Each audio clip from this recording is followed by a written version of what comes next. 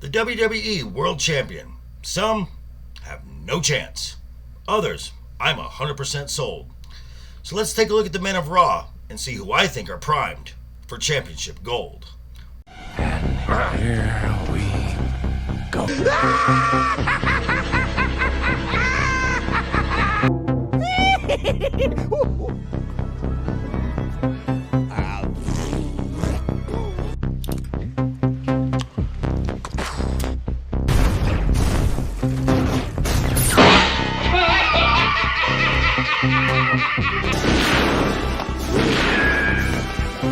Is like gravity. All it takes is a little push.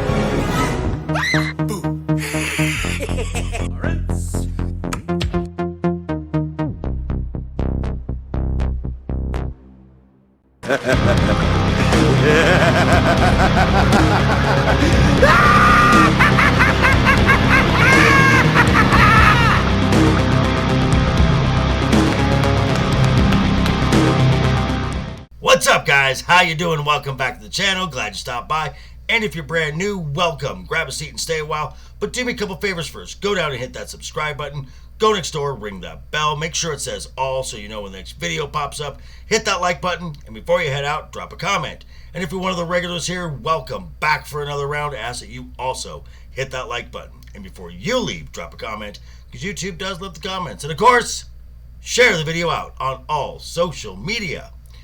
Okay, so with Clash at the Castle, the premium live event coming up this weekend, what I think should be the main event is Damian Priest versus Drew McIntyre for the WWE World Championship. Now, I've done this before with the women of Raw and SmackDown, so I figure it's only fair. And this video, we're going to be going through the Raw on the men's side and see who, in my opinion, will one day hold the top prize for Monday night. Here we go. Here we go. Now, like I did with the women in the past videos, I've broken this up into some categories.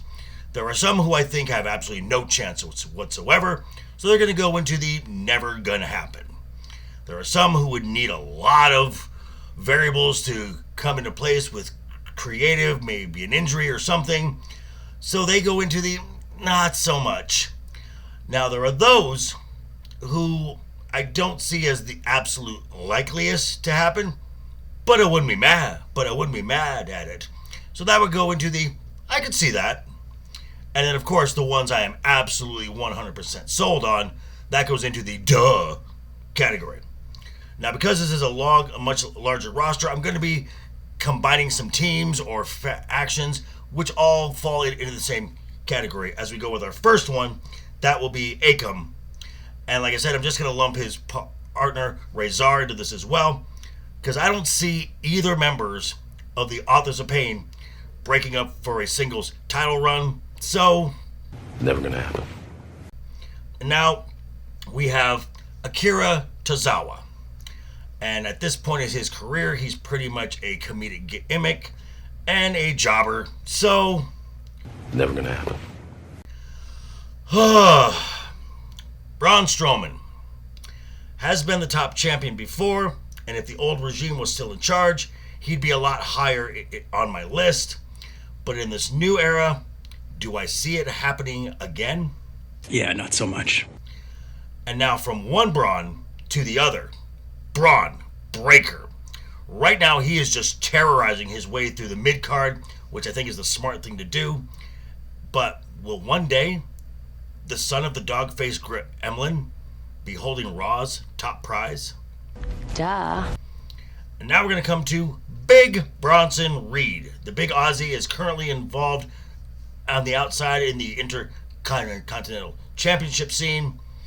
So could this former North American champion capture Raw's top spot? I could see that. And now we have Brutus Creed. He is one half of the Creed Brothers tag team, and we'll get to his brother a little later. Personally, I think his brother has a little more upside. So as far as Brutus going solo and getting the top title, Never gonna happen. now we have Carlito. Now, in his first run with the WWE, he had captured the Intercontinental Championship and the U.S. Championship as well. At this stage in his second run, I don't see him getting any higher than the mid-card, so... Never gonna happen. Now we have Chad Gable, who will most likely be your new Intercontinental Champion. Now, with a new contract in place, could this championship possibly lead to bigger and better gold? I could see that. Is this even a question? Duh. Cruz del Toro. And I'm just going to lump the entire LWO in here as well. That would be Joaquin Wilde, Dragon Lee, and yes, the Hall of Famer Rey Mysterio. Because frankly, the LWO are mid-tier talent and jobbers. So... Never gonna happen. Now this brings us to our current world champion, that is Damian Priest.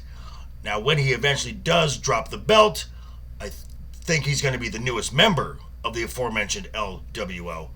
Now could this once again propel him into the top spot? I could see that. I mean, Dominic Mysterio, he's been smashing Liv Morgan, so in my opinion, he already is the champ. Duh.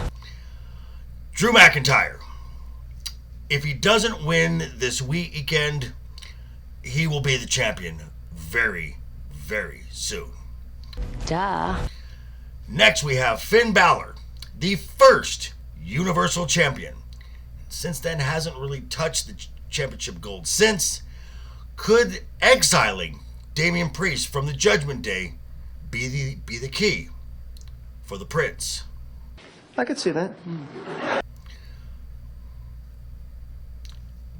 Just look above to CM Punk. Again, is this even a question? Duh. The Mad Dragon, Ilya Dragunov. As much as I am sold on this guy, right now going through the mid-card is the right move, as much as I would love to see him already put into the main event scene. But this run right now he's doing, is it going to lead to the, what I think, is the inevitable coronation? Duh. Next, we have J.D. McDonough, which, let's be honest, he is Finn Balor's sidekick. Mid-tier tag team, definitely possible, but the top championship? Never gonna happen. Ooh, now, main event Jey Uso. Talk about the worst nickname ever. Now, his story, in my opinion, has him on Raw not much longer. He's going to go back to SmackDown to join his brother and Roman with the Bloodline. So as long as Jey Uso is on Raw, never gonna happen. Now we come to, as I mentioned before, Julius Creed, the brother of Brutus Creed. Now I see a lot of upside at this guy as a singles competitor. Now, if and when the WWE decides to break this team up, I could see that. Karrion Kross. I think they finally found a gimmick that works for him on the main roster. Unfortunately, I think it might be a little too late. Yeah, not so much.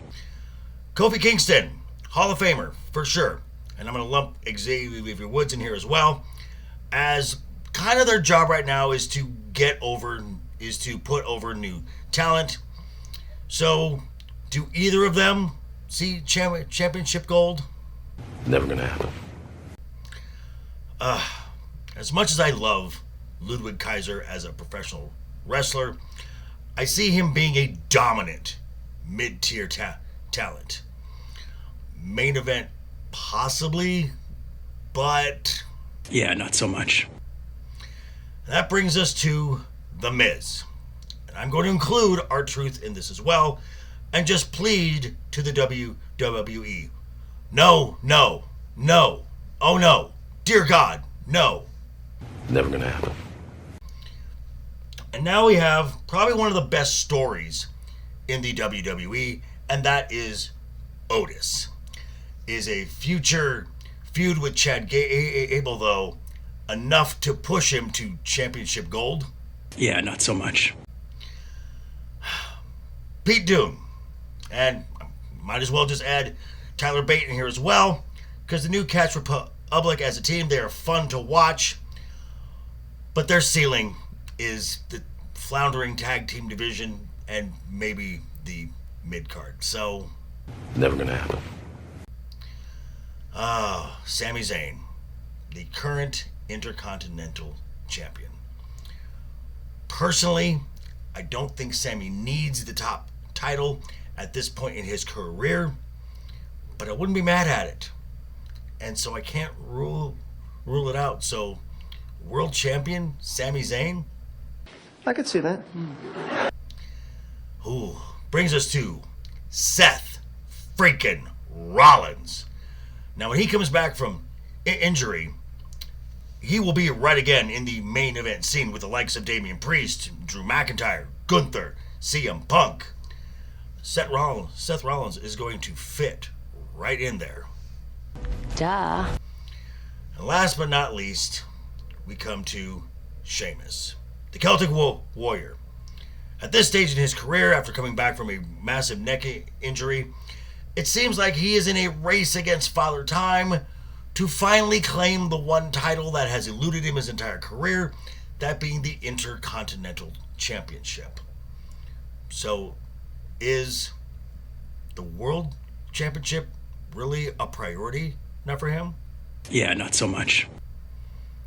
But these are just my thoughts. I'm going to turn it back over to you. Let me know what you think down below in the comments. Be sure to check me out tonight. I probably will be with the Rogues Gallery hosted by Iron Oxide, but definitely check back in Monday, 7 p.m. We are Season 2, Episode 1 of House of the Dragon. It is finally here. Cannot wait.